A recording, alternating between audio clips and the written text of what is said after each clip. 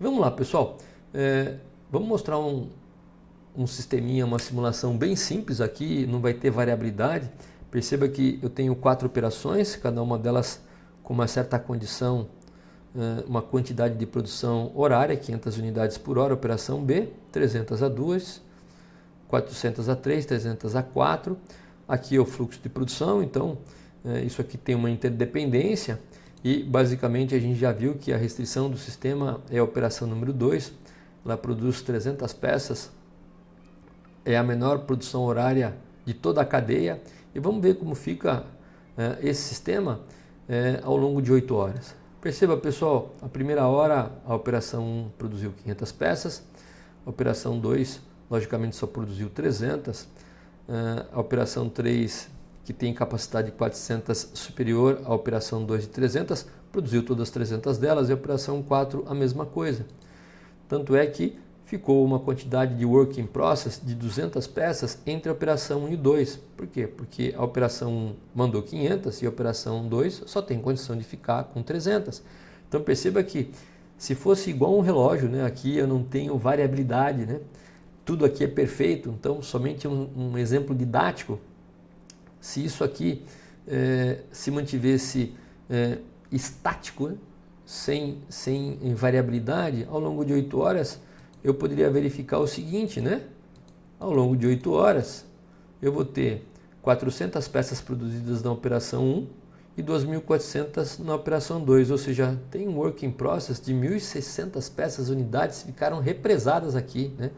E se eu dividir 1.600 por 300 peças, dão 5,3 horas de peças que poderia basicamente abastecer tranquilamente a operação 2 sem eu ter que voltar a operar a operação 1.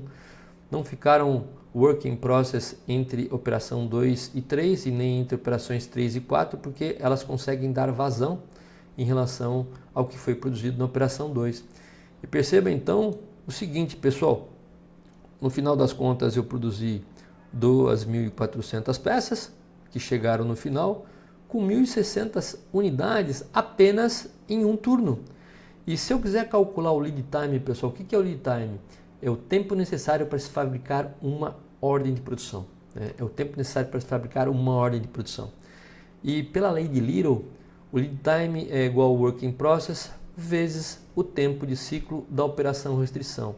Então, se eu tenho 1.600 peças aqui no primeiro turno, vezes o tempo de ciclo de 12 segundos por unidade, né? Se você fizer a conta aqui, 300 peças em 1 hora, uma peça em 1 hora dá quanto, né? E traduzir em segundos, você vai chegar a 12 segundos por unidade, 12 segundos por peça. Então a lei de Little, para calcular o lead time, é multiplicar os 1.600 vezes o tempo de ciclo da operação gargalo. Significa o seguinte, que uma ordem, né, em 8 horas trabalhada, demora 5,3 horas para passar. Então, dessa primeira vez, uma ordem de fabricação, ela demorou 5,3 horas. Vamos imaginar que essa empresa só trabalhe o primeiro turno. Agora, imagina, pessoal, se nós trabalharmos um mês, aproximadamente 22 dias úteis, eu vou ter quanto work in process, né? Eu vou ter basicamente 1.600 multiplicado por 22 dias. Eu vou ter 35.200 unidades, que vai crescendo sem parar, vai engargalando aqui. Isso significa que em 22 dias, uma ordem de fabricação, para cruzar todo o processo, usando a mesma fórmula, gastaria 14,6 dias. Né? Então, eu começo demorando 5,3 horas para comercializar uma ordem de produção, para vender uma ordem de produção, e depois de 22 dias eu já vou comercializar a mesma ordem em 14 dias. Ou seja, eu estou perdendo muito dinheiro, né? E se eu continuar a produzir sem ter este cuidado, eu vou ficar com cada vez mais peças, né, na minha empresa, aumentando cada vez mais os meus custos operacionais. Então perceba bem como um sistema tradicional ele acaba sendo comprometido. E agora a gente vai sem o pulmão de restrição, de recurso com restrição de capacidade. Agora no próximo slide a gente vai mostrar como a gente pode controlar isso, né, através de um pulmão de RRC, um pulmão de recurso com restrição de capacidade. Perceba então que nessa situação, se eu não tomar cuidado, eu vou aumentando cada vez mais o tempo que eu demoro para cruzar uma ordem em todo o meu processo. Agora, pessoal, eu vou colocar o sistema sincronizado de produção, o sistema DBR que a gente viu no meio aqui da aula, né?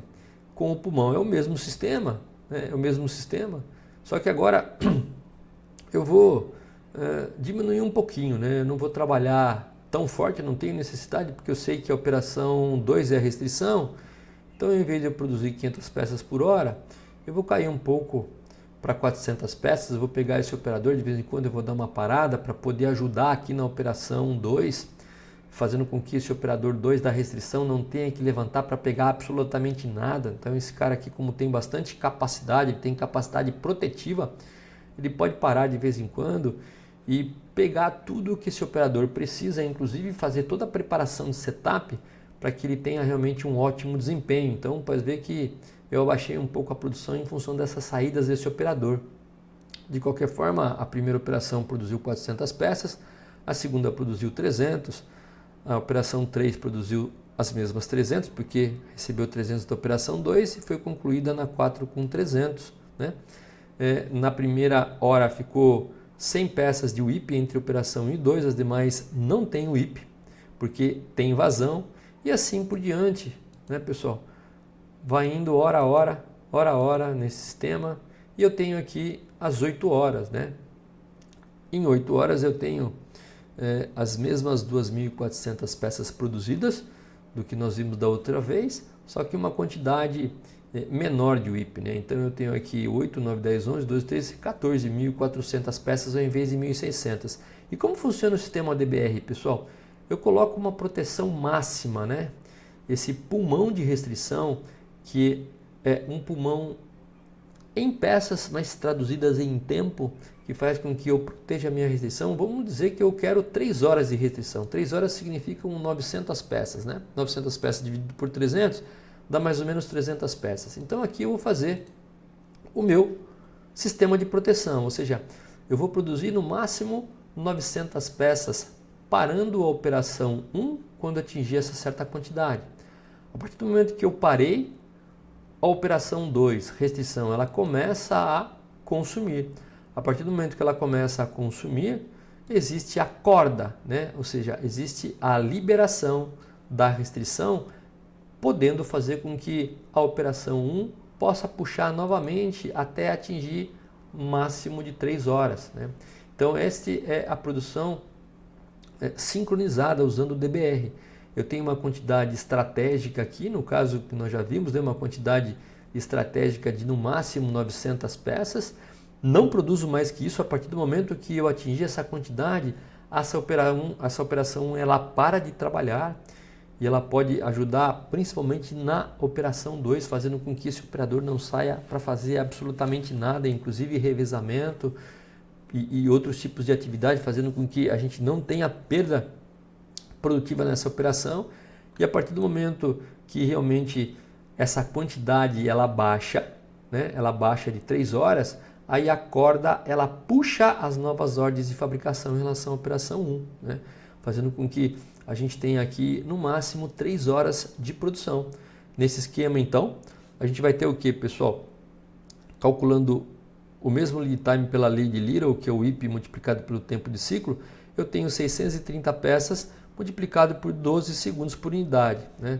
Se você calcular o tempo de ciclo em relação à operação gargalo, 300 peças a gente produz em 60 minutos. Uma peça a gente produz em quantos minutos? Traduzido por segundo dá 12 segundos. Por que 630 e não as 900? Porque esse Kanban ele nunca fica cheio totalmente, né? O Kanban ele fica no máximo 70% cheio em relação às 900 peças. Por isso que daria aqui no nosso cálculo aproximadamente 630 unidades, né? Então, multiplicado por 12 segundos, eu tenho um lead time de 12,1. Ou seja, nesse sistema de produção sincronizada, usando o tambor pulmão corda, tendo um pulmão de peça estratégico apenas na frente da restrição, eu tenho aí uma quantidade muito menor para cruzar uma ordem de fabricação no processo, nesse caso de 2,1 horas, né? E ao longo de 22 dias eu tenho a mesma quantidade, né? Ela é sempre sincronizada. Por que ela é sincronizada, pessoal? Porque eu sincronizo a velocidade da linha, no caso a velocidade da operação 1, que tem uma capacidade maior do que a restrição, ao ritmo da restrição, fazendo simplesmente uma certa quantidade para proteger a restrição de falta de fluxo. Aqui eu fiz didaticamente 900 peças. Isso vai demandar muito da performance, da eficiência que você tem na operação 1. Se você tem uma operação 1 muito eficiente, você pode baixar bem essa quantidade. Se a operação 1 é menos eficiente, quebra bastante, para bastante, você tem que se proteger mais, ok? Então, aqui é um exemplo didático de como ficaria o nosso lead time, ou seja, o tempo para que uma UF cruze todo o processo e possa ser comercializada, nesse caso, no sistema DBR de 2,1 horas. Não só em um dia, mas em todos os dias do ano, o que não acontece no sistema tradicional, como que a gente viu nos slides anteriores. E vamos lá, pessoal, vamos fazer uma comparação de cenários, né?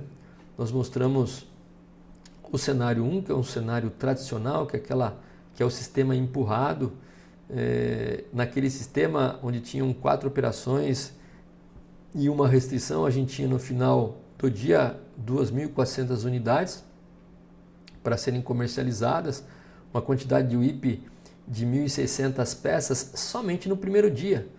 Mas se a gente for trabalhar, né, ao longo aí do dia a dia, você vai ter um incremento a cada 8 horas de 1.600 peças, né? O lead time no caso aqui são 5,3 horas a cada 8 horas. Se você trabalhar mais 8 horas, isso aqui dobra para 10,6.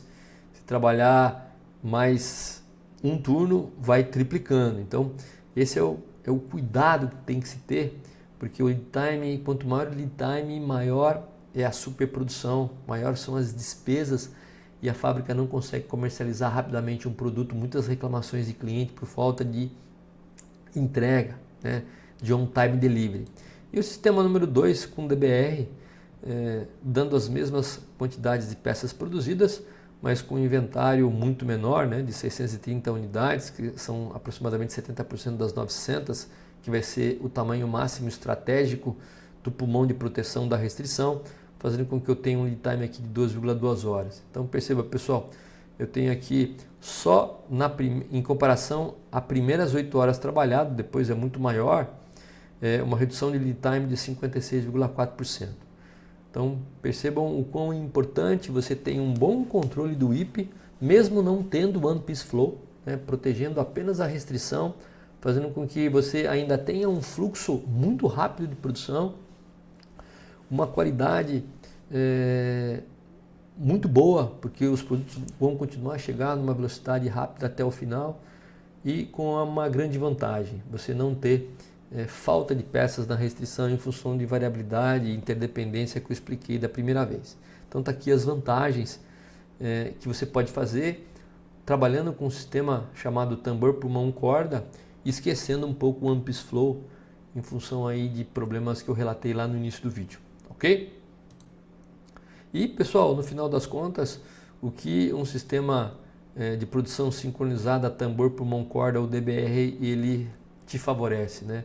Crescimento em relação às vendas, um controle muito forte de despesas e basicamente um lucro operacional cada vez maior, né? Fazendo com que aí o chefe fique bem feliz com todas essas técnicas, quando algum supervisor, algum coordenador de produção traz algo novo, diferente para ele, mesmo que experimentalmente, e faz com que você aumente bastante aí a sua imagem, né? A sua marca profissional, a sua marca pessoal, que faz com que você fique cada vez mais visível dentro da empresa para futuras promoções, ok? Fica então aí a dica de hoje.